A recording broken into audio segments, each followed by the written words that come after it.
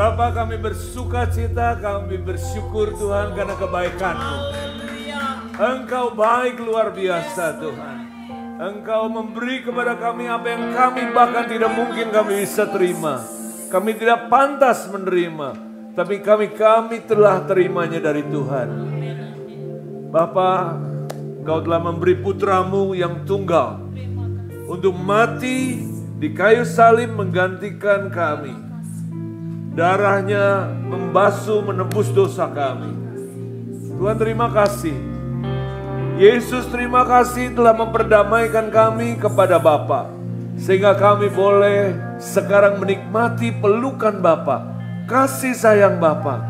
Kami boleh bersekutu intim dengan Bapa. Kami boleh mengerti kehendak Bapa. Kami boleh berubah, kami boleh bertumbuh. Kami boleh mengalami Tuhan kasih sayang. Dan kami boleh menjadi serupa dengan Kristus. Terima kasih Bapa pada minggu pagi ini. Di awal tahun kami boleh bersuka cita merayakan kasih sayang-Mu. Bapa, urapi hamba-Mu yang sebentar lagi kami akan menyampaikan firman-Mu. Urapi dalam segala hikmat-Mu Tuhan. Keterbatasannya tidak menghalangi Engkau bekerja. Terima kasih ya Roh Kudus. Di dalam nama Yesus, segala puji hormat hanya bagi Bapa. Haleluya. Amin. Amin. Terima kasih buat tim yang sudah melayani.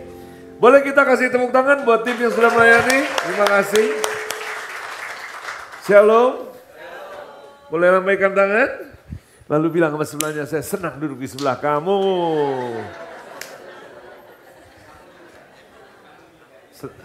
Selamat tahun baru. Saya mohon izin boleh taruh sini. Selamat tahun baru. Gimana liburannya? Ada tagihan yang belum terbayar? Saya senang bisa ada di keluarga GBI RMK ya, dan mendapatkan kehormatan untuk minggu ini saya melayani Anda, menyampaikan firman dan tentunya dengan kasih sayang saudara saya Rudi dan Betty dan seluruh jemaat. Bersama kita ada 2 orang, sepasang suami istri yang dari Surabaya, tapi kadang-kadang sekarang tinggal di Jakarta, yaitu Hadi dan Mary ya. Boleh berdiri? Boleh berdiri sebentar ya. Ya, lain kali duduk aja di samping Betty ya. Supaya kelihatan kakak adik. Oke, hari ini kita ingin membahas tentang iman. Boleh saya lihat, minta papan tulisnya? Sini. Hari ini kita akan belajar tentang iman. Efesus pasal 2 mengatakan demikian. Efesus pasal 2 mengatakan demikian.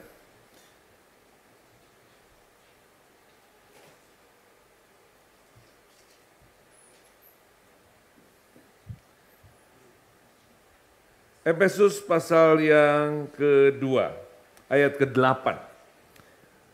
Sebab karena kasih karunia kamu diselamatkan oleh iman. Itu bukan hasil usahamu tetapi pemberian Allah. Saya mau kita membaca bersama-sama. 2, 3. Sebab karena kasih karunia kamu diselamatkan oleh iman. Itu bukan hasil usahamu tetapi pemberian Allah. Boleh saya ajak kita baca lagi bersama dengan suara yang lebih keras? 2, beda ya? Efesus 2 ayat 8. Kok beda ya? Tunggu dulu.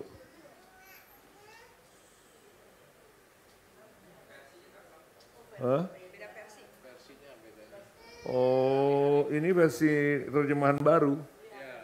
Itu terjemahan apa? Terjemahan asli. Tuh, ini asli HP. 2, 3. Sebab kamu itu, tetapi sekarang kamu diganti saya, ya. 2, 3. Sebab Oleh itu, nah saudara yang kekasih, ini hari kita ingin berbicara tentang iman, yaitu sebuah misteri atau sebuah kata yang sering kita ucapkan, sering kita dengar, tapi seringkali juga tidak mudah dipahami. Kenapa?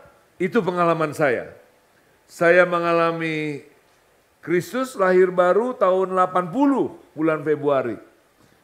Sampai nanti tahun 86-87. Saya baru mengerti iman itu apa. Kenapa? Ya karena memang untuk mengerti ini kita butuh juga kasih karunia Tuhan. Kalau bukan Tuhan yang memberikan penjelasan, Tuhan memberikan pencerahan, seringkali kita salah paham. Nah repotnya kalau kita salah paham, kita akan kayak tadi. Saya baca apa, Anda baca apa. Enggak sehati kita ya.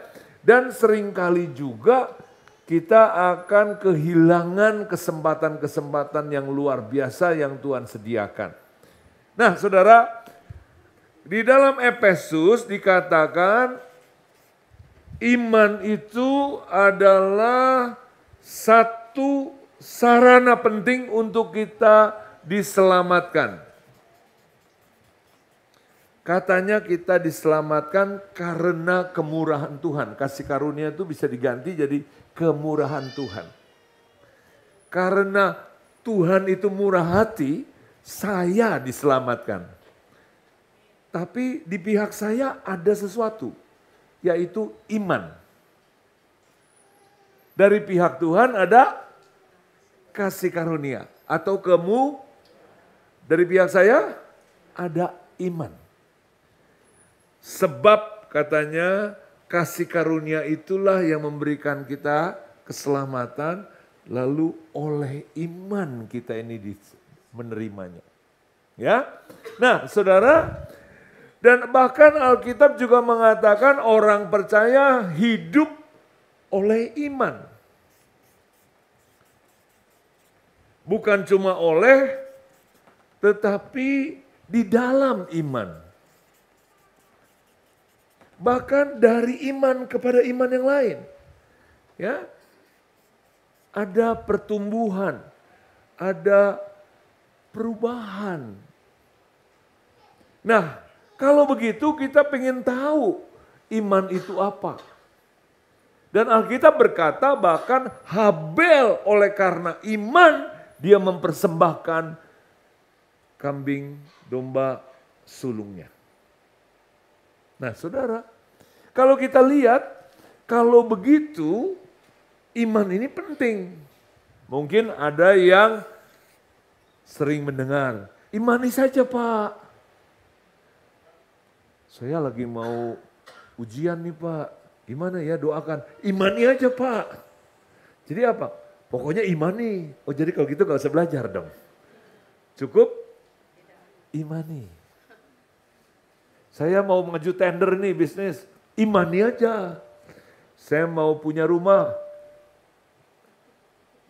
imani aja. Ngapain? Lu cari rumah yang bagus, kelilingin. Cuma kalau keliling terpaksa satu blok ya. Saudara, apakah itu?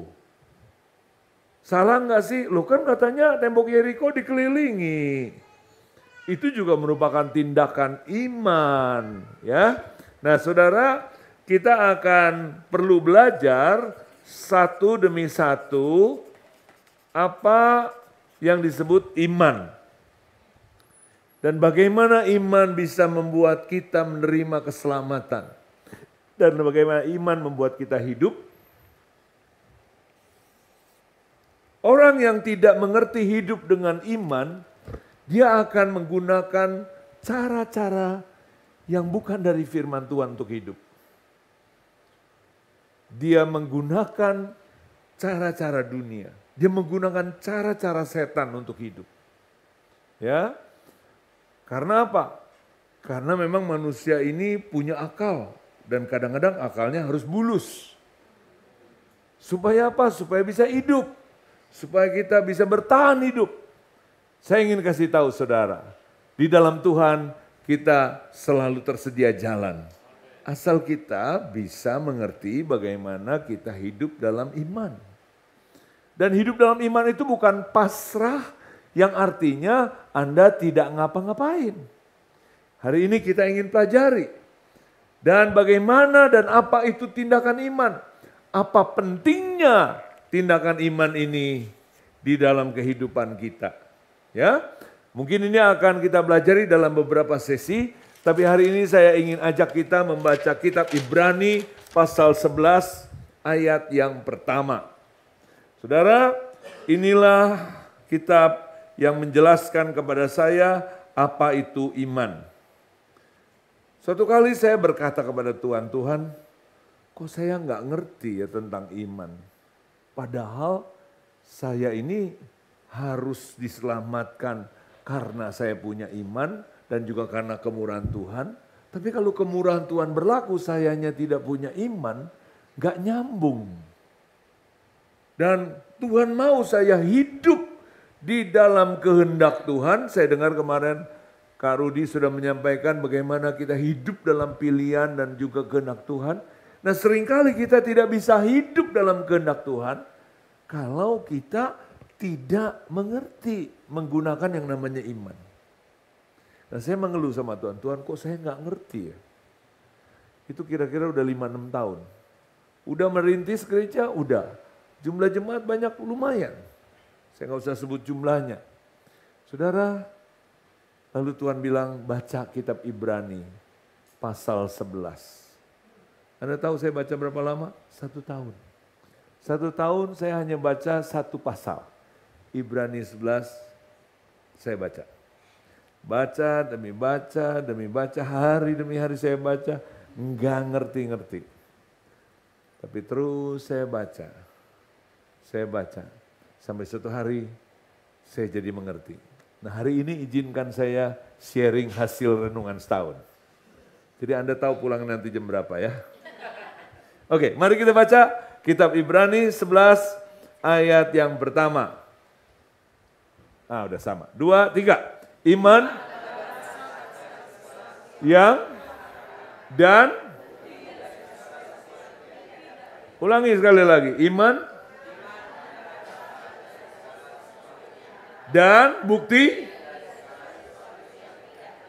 Nah, saudara perhatikan 2 kata penting di dalam ayat ini. Yang pertama adalah dasar, ucapkan sama-sama. Yang kedua adalah bukti. Nah, saudara, Yesus berkata atau firman Tuhan berkata bahwa iman adalah dasar. Apa sih yang disebut dasar? Dasar itu adalah sesuatu untuk kita meletakkan sesuatu. Ini dasar. Kalau saya mau naruh sesuatu, ini dasar. Bahasa Jakartanya tatakan. Bahasa sipilnya fondasi. Ya. Bahasa apanya lagi, arsiteknya namanya site. Ada sebidang tanah di mana saya mau taruh bangunan, site-nya di mana? Ya. Kalau bahasa kriminalnya TKP. Apa tuh? Wah, tempat kejadian. Nah, berarti Anda pernah ngalami. Ya. Pokoknya sesuatu pasti ada letaknya, ada TKP-nya, ada dasarnya, ada fondasinya. Buat orang di dapur bisa macam-macam. Ini juga jadi dasar. Ini dasar. Buat meletakkan botol. Si botol dasar bukan? Dasar untuk meletakkan air. Ya. Nah, inilah yang disebut dasar. Ya, tempat meletakkan sesuatu. Nah, saudara,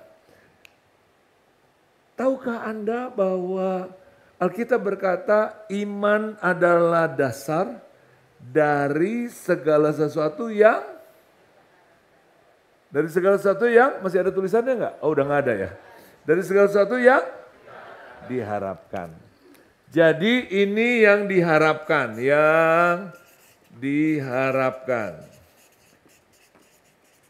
Anda mau menerima ini. Pertanyaannya bagaimana kita meletakkannya? Bagaimana menaruhnya? Bagaimana Anda menerimanya?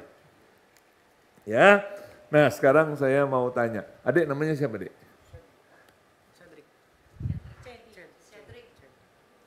Gampangnya? Cedi. Nah, itu lebih gampang.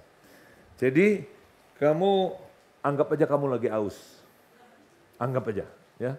Aus gitu. Minta minum dong, bilang. Minta saya minum, kamu minta minum. Lagi dong minta. Saya udah kasih belum? Minta lagi dong kalau aus. Belum kasih kan? Minta lagi. Oke. Kenapa saya belum kasih?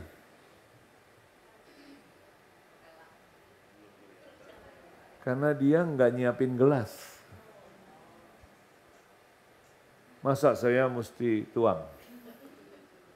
Anggap aja saya bawa teko ya. Masa saya mesti tuang? Jadi dia mesti siapin apa? Gelas.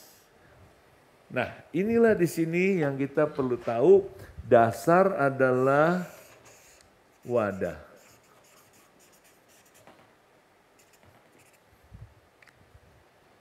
Yuk tangan begini. Iman adalah dasar dari segala sesuatu yang saya harapkan.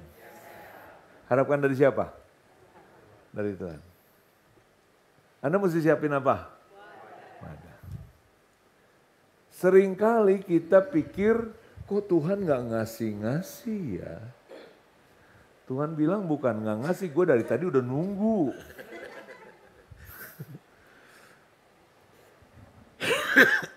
Minum dong. Iya ini udah siap. Haus Tuhan. Iya ini udah siap.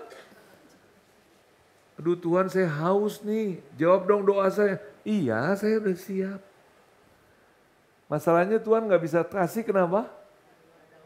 Karena gak ada wadah. Seringkali kita pikir kita yang nunggu Tuhan. Padahal seringkali sebenarnya kenyataannya Tuhan sedang menunggu Anda.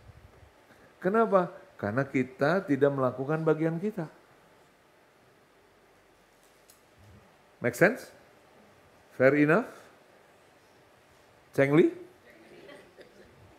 Kita minta sesuatu dari Tuhan, Tuhan kasih tapi kita ada tanggung jawab gak? Ada dong. Sekarang saya mau nanya, kalau Anda nyuapin anak makan, perlu mangap gak tuh? Lu mangap aja gak mau gimana sih? Padahal udah, makanan aja udah gratis. Udah dikasih di depan mulut, mangap aja lu gak mau, kan kelewatan kan? Jadi tugas kita apa bilang sama sebelahnya? Tugas kita apa? Sediakan wadah. Ucapkan sama-sama lagi tangannya begini. Iman adalah segala sesuatu yang kita harapkan dari Tuhan. Siapkan apanya?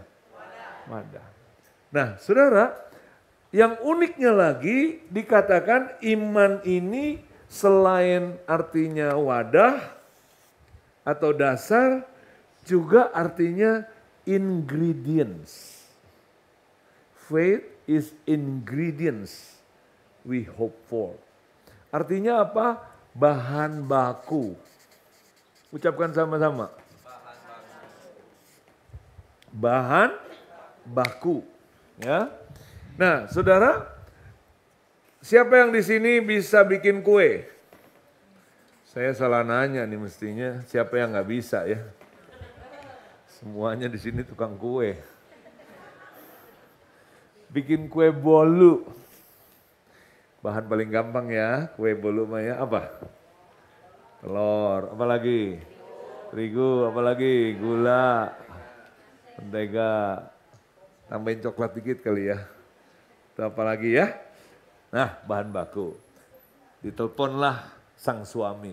Pak, nanti pulang kerja tolong mampir beli bahan baku. Si bapak lagi di lampu merah, motoran. Ya ma, berisik nih ma, ada apa-apa. Dengaranlah bahan. Pas pulsa habis. Udah berisik, nggak jelas, pulsa habis, nggak bisa SMS, nggak bisa telepon ya. Lalu si bapak kerja seharian, pulang ya mampir ke bahan bangunan. Dia belilah semen pasir.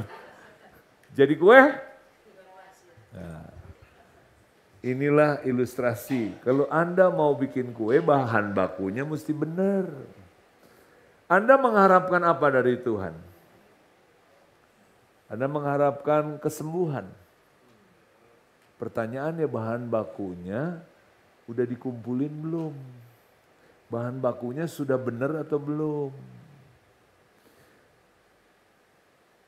Anda mau apa lagi? Anda mengharapkan sukacita. Boleh nggak mengharapkan sukacita? Pertanyaannya, ada bahan bakunya enggak? Apa bahan bakunya? Deposito, Pak. Itu bukan bahan baku. Bukan. Saudara, mengharapkan apa lagi? Mengharapkan kesucian.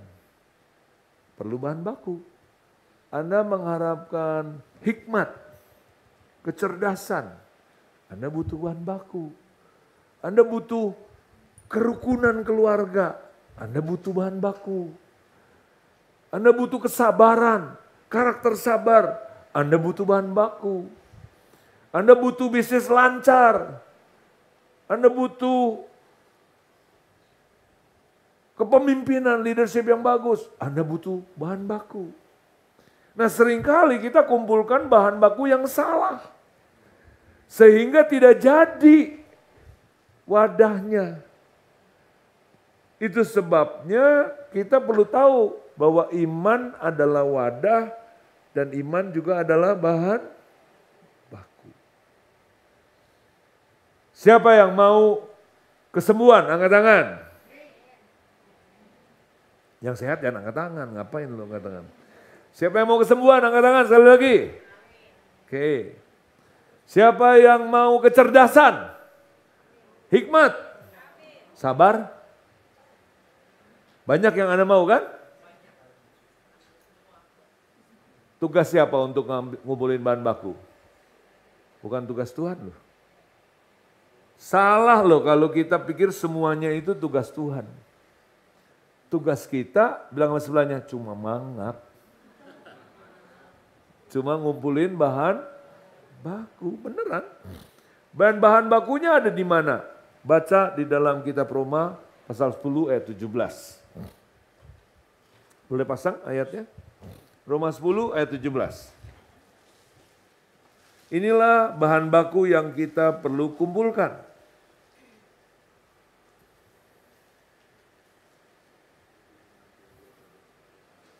Dua, tiga.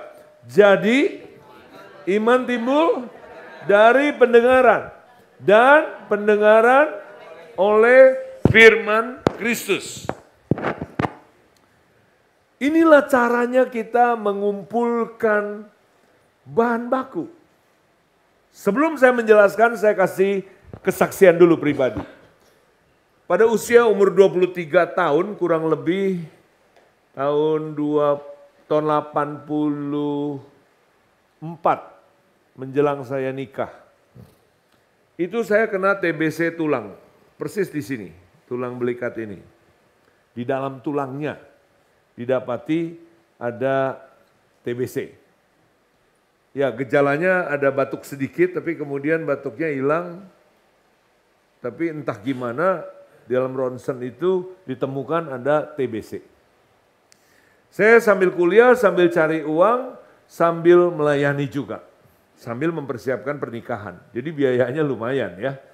Saya ngambil gaji dari gereja, saya ngambil persembahan dari gereja. Jadi Anda bisa bayangkan umur 23-an gitu, harus kerja, melayani juga, dan gereja lagi udah mulai berkembang. Mungkin 200-300 gitu jemaat. Nah saudara, gak enaknya TBC zaman itu ya, kita minum obat itu harus tiap hari 3 kali.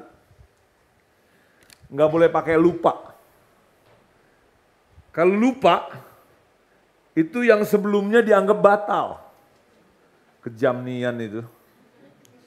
Dan terka, lebih banyak lupanya atau ingatnya? Lalu orang kok sama sih? Bulan pertama aja udah lupa, berarti bulan pertama udah batal tuh. Bulan kedua ada lupa lagi, bulan kedua batal. Berarti terus maju tuh pengobatan. Bulan ketiga masih lupa lagi saya. Astaga, saya bilang nih kapan kelarnya kalau gini. Lalu saya mulai bertanya sama Tuhan, Tuhan kenapa saya nggak minta kesembuhan ya dari Tuhan? Boleh dong? Boleh kata Tuhan. Tuhan kepada siapa saya minta didoakan supaya saya sembuh? Iya mintalah kepada aku kata Tuhan. Kenapa mesti minta dari hamba Tuhan? Oh iya benar juga, benar juga. Lalu apa yang saya mesti lakukan? Lalu Tuhan bilang, baca firman-Nya. Nah waktu itu saya belum ngerti loh tentang iman itu belum ngerti. Tapi saya udah praktek rupanya. Tuhan bilang baca firman Tuhan tentang kesembuhan. Udah itu aja. Ya udah, karena saya masih muda dalam rohani, jadi saya ini dia kalau bagian kanan nabrak-nabrak gini, nanti kita gini. Jadi ketika saya belum paham, saya praktekin. Hari pertama saya mulai praktek, saya baca. Orang buta diludahin matanya. Bukan kelilipan, malah sembuh. Dah, bacanya sih 5 menit selesai, wong Alkitab pendek kok. Tapi Tuhan suruh saya renungkan. Nah ini saudara, yang seringkali kita nggak paham. Baca Alkitab tuh bukan bacanya yang penting. Tapi renungkan, bilang sama sebelahmu, renungkan. Baca penting, tapi bukan itu yang paling penting. Yang penting apanya? Renungkan. Mazmur 1 ayat 1. Barang siapa yang merenungkan pagi, siang, dan malam. Firman Tuhan, dia akan seperti pohon yang tumbuh di tepi air. Dia akan berbuah pada, dan apapun yang diperbuatnya akan berhasil. Taruh tangannya di sini. Jadi waktu saya baca orang buta sembuh loh. Udah saya tutup, saya ke kampus, saya naik motor. Saya renungkan sepanjang jalan. Lagi kuliah ya saya kuliah, tapi ntar lagi pulang saya ke Pinang Siang beli bahan-bahan. Saya kan kontraktor mebel dan sebagainya ya, interior. Jadi saya perlu belanja bahan, saya renungkan, sepanjang hari saya renungkan. Edan, orang buta sembuh, luar biasa. Besok saya baca lagi, kusta sembuh. Besok saya baca lagi, orang mati bangkit. Besok saya baca lagi, lumpuh jalan. Tiap hari saya baca, saya baca, saya baca, saya baca. Dan waktu menjelang nikah, mama saya nanya, lu mau nikah udah dicek tuh TBC-nya? Saya kaget, kenapa? Lupa. Gue lupa kalau gue TBC. Dan lupanya benar-benar lupa total itu.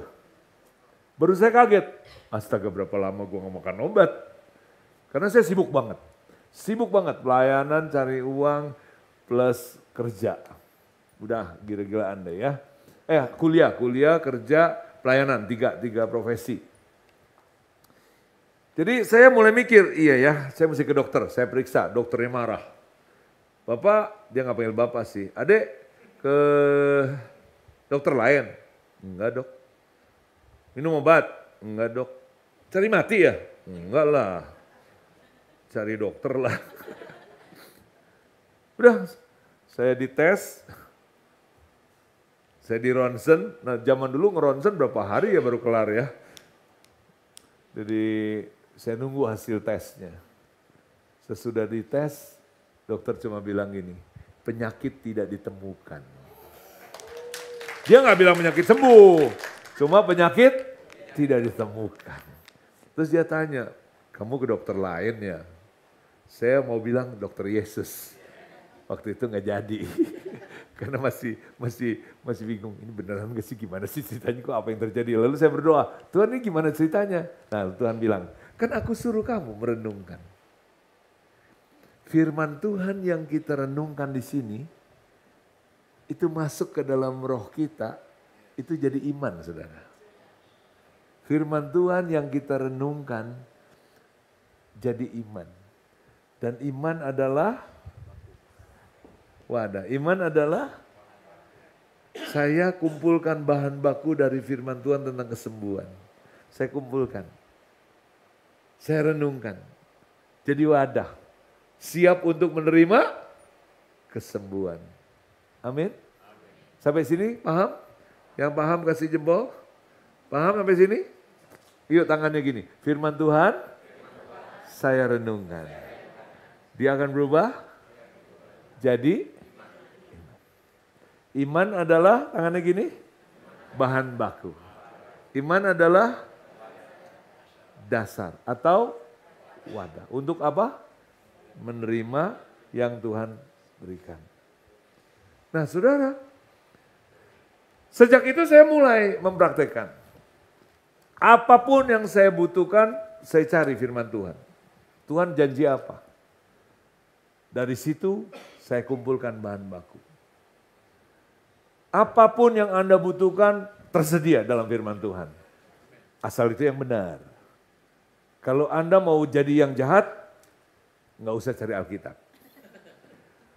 Sama saudara, ketika Anda merenungkan hal yang jahat, dia juga berubah.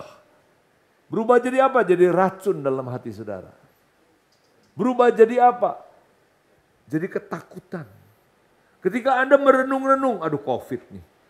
Si ini mati, si ini mati, si ini mati. Wah gue juga nanti bisa. Nah, apapun yang Anda renungkan, dia berubah wujud saudara menjadi sesuatu. Ya. Nah sekarang kita lihat yang namanya bukti. Kalimat kedua, iman adalah bukti.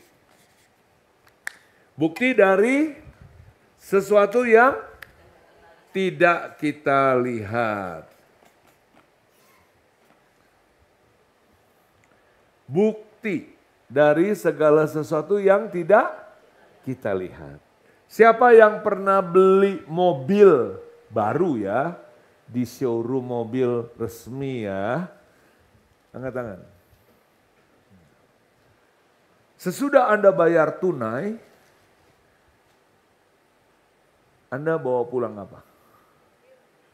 Nah, kalau yang bilang bawa mobil berarti belum pernah beli mobil.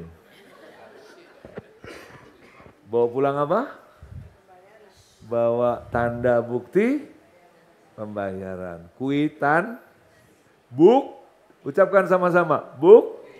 Bukti apa? Bayaran. Sekarang saya boleh nggak pulang kasih tahu anak-anak saya, papa udah punya mobil. Boleh nggak? Bohong apa enggak?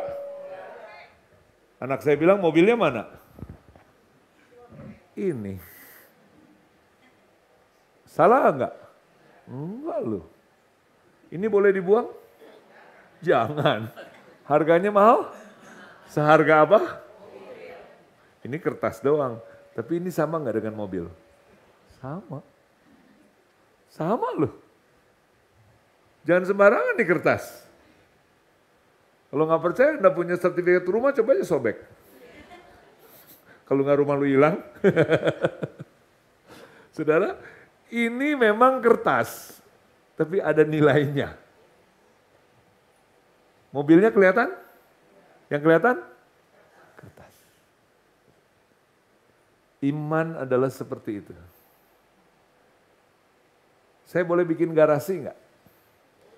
Tetangga nanya, emang udah punya mobil lu Sam? Udah, mana? Ini. Mobil udah kelihatan? Boleh dikasih lihat? Boleh. Bohong nggak? Saya perlu khawatir, dikit-dikit telepon. Setiap jam telepon ke showroom. Nora. Mobil pertama. Sabar aja kali. Barangkali catnya masih dipoles ya, barangkali masih di sekrupnya masih dikenceng-kencengin, Barangkali ini itu belum dipasang, sabar aja. Mobilnya pasti datang nggak? Kalau Jakarta banjir, showroom nunda nggak ngirimnya? Ya tunda lah, Jakarta lagi banjir, ngapain dikirim sekarang ya. Tapi nggak usah khawatir kan, mobil pasti datang kan. Ucapkan sama-sama, iman adalah bukti dari segala sesuatu yang tidak kita lihat. Nah saudara, kalau ini adalah kwitansi. Kalau saya ke showroom nggak bawa duit, kartu gesek apa bisa beli mobil? Bisa ya kartu kredit ya?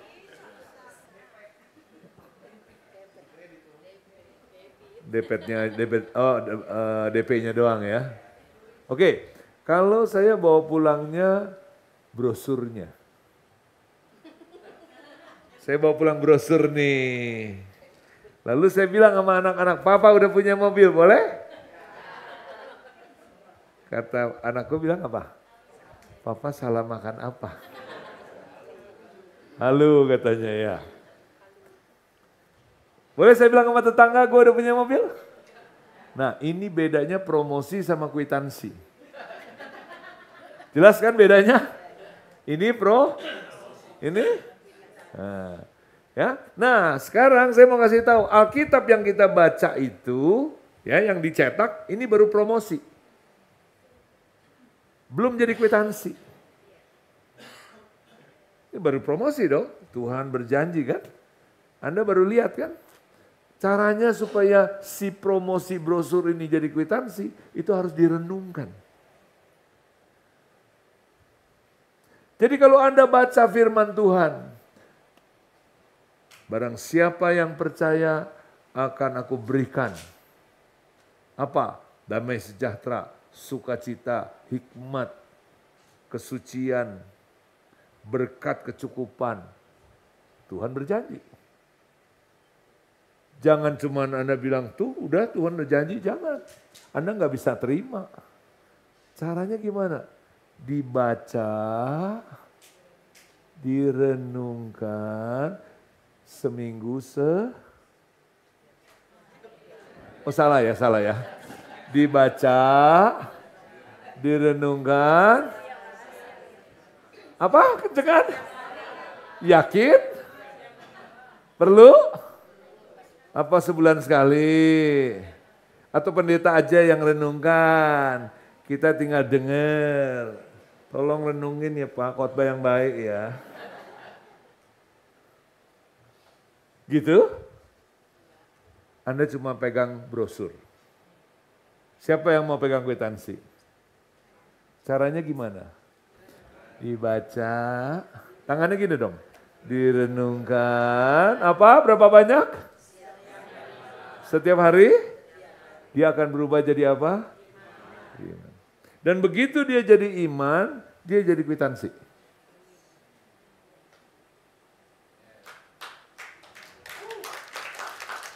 Begitu saya punya kwitansi, saya nggak pusing. TBC-nya kapan pergi? Kenapa saya mesti pusing? Begitu saya punya kwitansi, saya nggak pusing kanker saya kapan perginya. Saya nggak pusing. Karena kesembuhan pasti datang. Asal tugas saya hidup oleh iman dan di dalam iman. Caranya gimana? Yuk tangannya gini. Dibaca, bacanya sih sebentar, gak usah lama-lama. Yang penting, berapa lama sekali? Pagi, siang, dan dia berubah menjadi, itulah namanya bukti, kwitansi. Ucapkan sama-sama, iman adalah bukti dari segala sesuatu yang belum saya lihat. Anda mengharapkan sesuatu dari Tuhan? Amin. Sekarang Anda mulai tahu caranya. Ada tugasnya. Jangan tugas dong, Pak Rudi tumpangin tangan dong. Saya paling males kalau ada yang berkata, Pastor, saya tergerak minta didoakan. Maksud lu apa sih? Doakan, emang lu gak bisa doa sendiri? Bisa, ya doa sendiri. Tapi gue digerakin, gak usah. Oh ini baru kejadian kemarin. Gak usah saya bilang. Doa sendiri. Itu agamawi saudara. Anda jangan pikir kalau Pak Rudi doanya lebih Tuhan jawab. Emang kolusi, Tuhan tuh nepotisme. Enggak.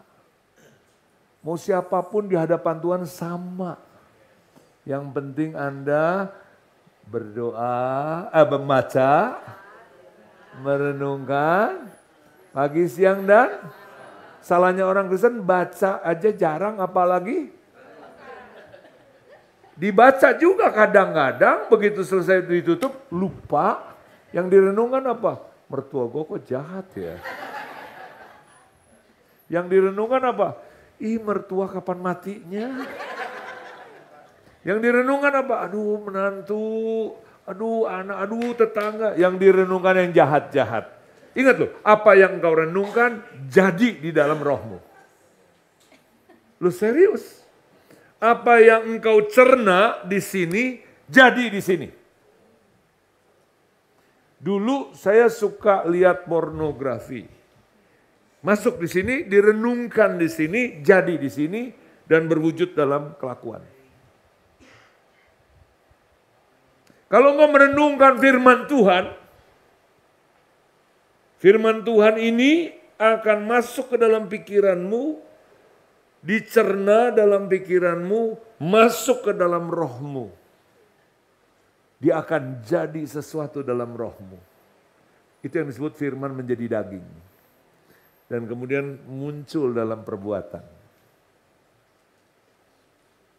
Apapun yang engkau yakini, apapun yang engkau imani itu akan jadi dalam perbuatan. Pasti. Berapa banyak yang percaya kalau kena gerimis sakit kepala? Percaya deh. Lagi mandi, shower dia kagak sakit kepala. Tapi khusus kena gerimis dia kena sakit kepala. Berapa banyak saudara yang gak makan nasi masih lapar? Mertua saya gak makan nasi pingsan. Dia mesti ada jamnya lagi, jam 12 siang sampai jam 7 malam. Jadi kalau kita lagi di mobil, mesti bawa makanan nasi di satu kresek kecil gitu, 2 sendok udah cukup. Karena pernah sekali kita bawa roti, bawa bakmi, bawa bacang, dia bilang itu bukan nasi. Bacang itu bukan nasi. Gak masuk akal kan? Orang pingsan kan karena kadar gulanya rendah. Ya gak mungkin juga baru sekali skip makan terus pingsan. Tapi kalau dia bisa gemeteran punya. Jadi setiap hari saya godain mertua saya. Mi jam 12 nanti pingsan. Udah 10 tahun tinggal di rumah saya bilang, Mi belum pernah lihat mami pingsan. Sekarang mami udah tahan ya sampai jam 1. Ya, boleh dong berubah kata gitu. Ya. Nah saudara, itu karena dia begitu percaya harus nasi putih. Nasi goreng bukan nasi. Beneran gak masuk di akal. Nanti kalau gue bawa mertua gue biarin dia cerita. Dan saya minta izin untuk dia jadi contoh. Bisa gak di coaching? Bisa. Tapi udah mertua udah 80-an. Ngapain di coaching? Bawain aja nasi 2 sendok beres urusan. Gue repot lah coaching konselingin mertua. Kasih nasi putih 2 sendok urusan selesai. Gitu? Nah, tapi kalau saudara mempercayai. Mempercaya apa? Mempercaya kalau ekonomi global lagi surut berarti gue bakalan menderita. Kalau dagangan lagi sepi berarti gue bakalan miskin. Kalau gue misalnya nggak universitas maka gue nggak akan pernah sukses. Ada orang yang yakin loh. Karena sekolahnya cuma SMP dia bilang dia gak bakalan bisa sukses loh. Dia yakin loh. Kenapa? Karena keturunan dari syekh tertentu namanya setan. Hidup gak bisa bener. Dia yakin. Nah saudara jangan percaya. Percayalah firman Tuhan. Amin. Renungkan. Ayo baca sama-sama. Baca. Renungkan. Jadi apa? Jadi kwitansi. Amin. Nah sekarang saya mau nanya, Anda kalau lagi sakit tertentu lah, sakit apalah ya. Anda percaya sama dokter kan? Dokter kasih obat kan? Ketika obat itu kita makan, antibiotik itu kita makan, Anda emang ngerti si antibiotik itu kerjanya membunuh kumannya, membunuh virusnya, bukan virus sih, membunuh bakterinya. Tahu caranya? Anda, tuh 5 mati, tuh. Wah 100 mati di sini. Nggak tahu kan? Anda percaya kan? Telan aja kan? Terus tidur kan? Dan obat kerja kan? Obat aja Anda percaya. Apakah lagi firman Tuhan yang menciptakan langit dan bumi? Kalau Anda konsumsi, tapi konsumsinya jangan di mulut doang dan ditelan, tapi direnungkan. Inilah yang disebut mujizat pencernaan. Mujizat pencernaan itu apa yang Anda makan menjadi dirimu. Siapa yang suka makan ayam? Yang suka makan babi? Suka makan ikan? Makan kambing? Bilang sama sebelahmu, ini ayam tahu. Loh, Anda kalau makan ayam, ayamnya kan dicerna. Anda buang ampasnya kan? Emang Anda tahu si zatnya protein ayam itu jadinya di pipi atau di kuping atau di bibir? Anda nggak tahu kan? Jadi satu dalam tubuh. Itu mujizat pencernaan. Makanya jangan makan sembarangan. Tapi pencernaan bukan cuma di sini. Pencernaan yang lain ada di sini. Di sini pencernaannya juga mujizat. Apa yang engkau konsumsi di sini akan menjadi sesuatu di sini. Taruh tanganmu di sini. Apa yang saya renungkan menjadi sesuatu dalam roh saya. Amin. Jadi kalau Anda merenungkan kejahatan, kepahitan, kebencian, kesialan, kegagalan, direnungkan, diemut, dinikmati. Aduh kenapa gue begini? Lu renungin, jadi lu. Jadi lu, makinan lu. Makanya firman Tuhan pikirkanlah katanya yang manis, yang mulia, yang suci. Ada yang bilang amin?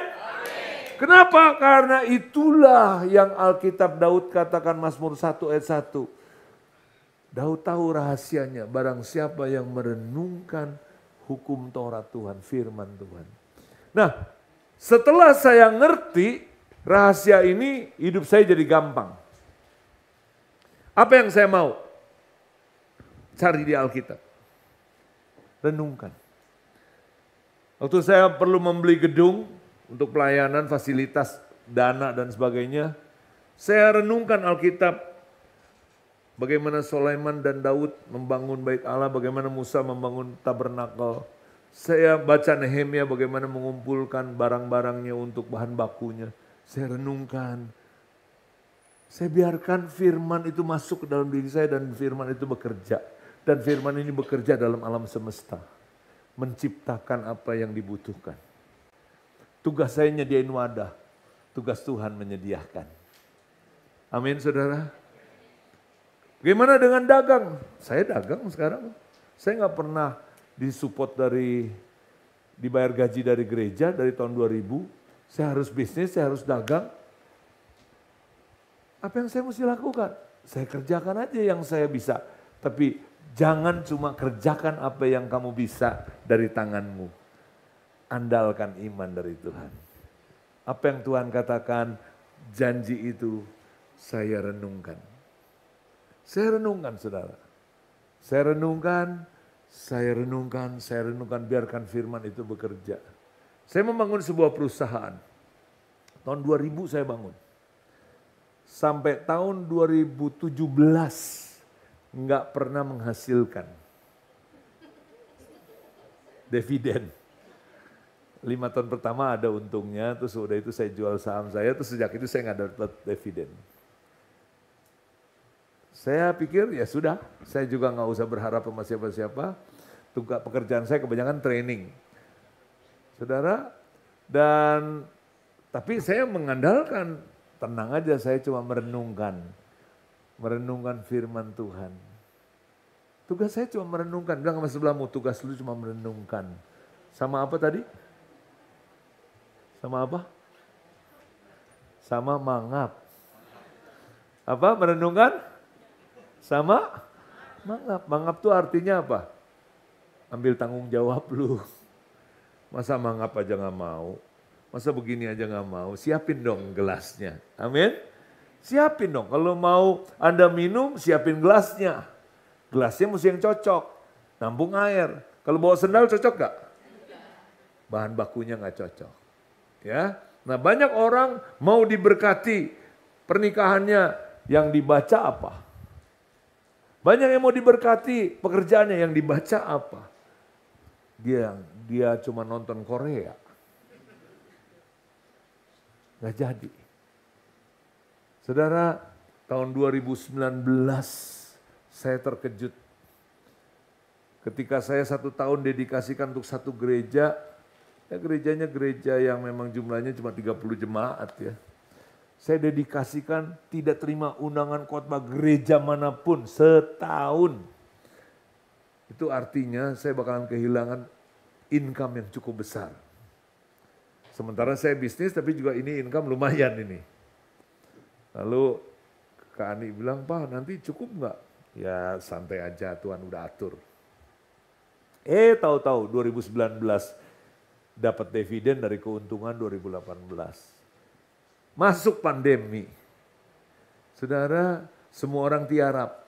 Perusahaan saya naik keuntungannya hampir 2 kali. Tahun lalu sama 2022, kemarin saya telepon, kita tercapai berapa target?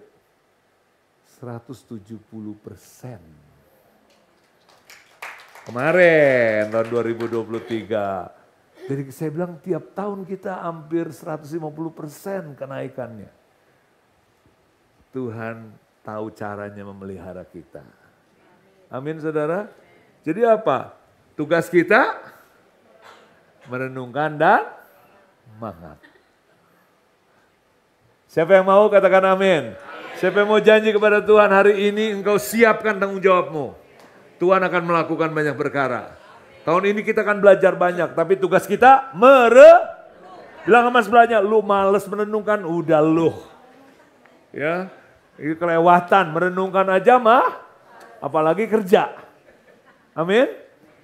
Kalau Anda makan firman Tuhan, maka firman Tuhan akan menjadikan sesuatu. Saya serahkan.